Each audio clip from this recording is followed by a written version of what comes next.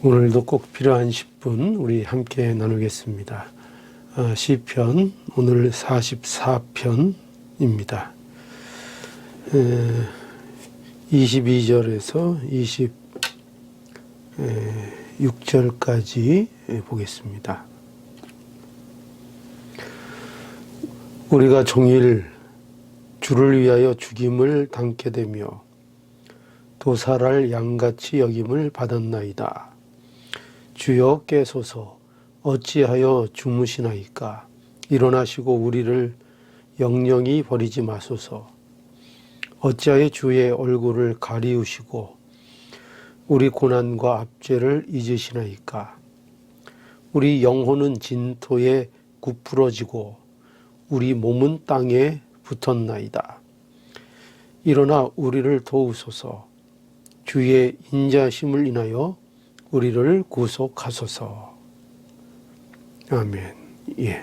그런데 이 내용이 특이한 점은요. 여기에는 어떤 그 응답의 내용이 없이 그저 이 시인이 자신의 고난을 호소하는 것으로 그 기도의 내용이 되어 있습니다. 시인은 과거에 하나님이 그러니까 우리 열조를 어떻게 의해 주셨는가, 그 열조를 위해 어떤 일을 하셨는가 하는 일들을 이제 시인이 들었다, 이렇게 말하고 있습니다. 그런데 여기 오늘 본문 9절에 보면 그러나 이제는 주께서 우리를 버려 욕을 당케 하시고 우리 군대와 함께 나아가지 아니하시나이다 라고 해서 이렇게 분명히 하나님께서 우리 열조를 도우시고 구원하시고 그 많은 일들을 이루어 주셨는데, 그런데 지금 이 순간에는 하나님께서 우리를 버리셨나이다, 지금 이렇게 말하고 있는 것입니다. 그러면서 그럼에도 불구하고 우리는 하나님을 떠나지 않았다고도 말하고 있고요. 그런데 우리는 지금 무슨 가운데 있다고요? 고난 중에 있다는 겁니다. 우리는 종일 주를 위하여 죽임을 당케 되며 도살할 양같이 여김을 지금 받고 있다 하는 것입니다. 그리고 그 이유를 알 수 없다. 우리가 하나님께 대하여 이렇게 어려운 중에 있는데도 하나님께 대하여 하나님을 떠나지 않고 하나님을 의지하고 있다. 그런데 우리에게 이 고난이 계속되고 있다, 이렇게 고백하고 있는 것입니다. 우리가 이해할 수 없는 현재의 고난이 있을 수 있습니다. 그런데 이 이해할 수 없는 이 현재의 고난, 이 고난을 우리가 당하고 있지만 이 고난 역시 하나님께서 사용하시고 하나님의 뜻을 이루어 가시는 고난이다 하는 것을 우리가 알아야 하겠습니다. 그리스도인들에게는요, 이 고난이 특별한 의미가 있습니다. 우리가 물론 잘못해서 겪게 되는 고난도 있습니다. 그러나 또 때로는 우리가 별 잘못한 것이 없는데도 당하는 고난이 있을 수 있습니다. 그 이유를 알 수 없는 고난이 있을 때가 사실은 많이 있습니다. 여러분, 욥의 고난 우리 잘 아시죠? 욥의 입장에서 보면 그 고난의 이유를 잘 알 수 없는 고난이었습니다. 그러나 분명한 것은 하나님께서 그 고난을 허락하셨다는 것입니다. 그런데 이 고난을 통해서 욥이 결국 무엇을 고백하게 되지요? 우리 욥기 42장 5절에 보면 내가 주께 대하여 귀로 듣기만 하였더니 이제는 눈으로 주를 배움나이다 라고 그 고백을 하고 있습니다.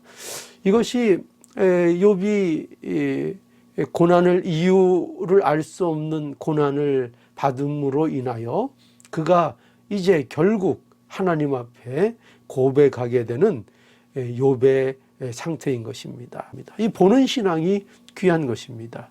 그러니까 무슨 본다는 것은요, 무슨 환상을 보거나 무슨 실제적인 것을 봐야 믿는다, 그게 이런 뜻이 아니라요, 이 눈으로 본다는 것은요, 보는 신앙, 실제적인 신앙, 이론이 아닌, 또는 자기의 유익을 따라가는 신앙이 아닌 하나님 그분으로 만족하고 하나님 그분으로 인하여 기뻐하는 전부가 되는 그 신앙을 말하는 것입니다. 여러분, 고난은 그러므로 참으로 우리 성도들에게요, 이 고난이 유익한 것입니다.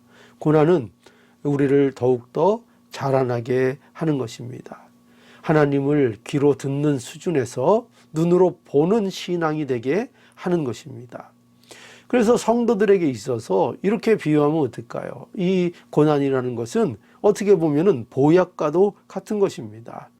그것은 쓴 것 같지만, 그러나 그 몸에 매우 유익한 것처럼 이 고난이라는 것은 물론 어렵죠. 힘든 것이지만 고난을 통해서 우리가 더욱더 하나님을 알아가는 귀한 일들을 경험하게 하신다는 것입니다. 고난은요, 우리를 겸손하게 만들고요. 고난이 우리를 겸손하게 만들지 않습니까? 또 고난이 우리를 성숙하게 만들고요.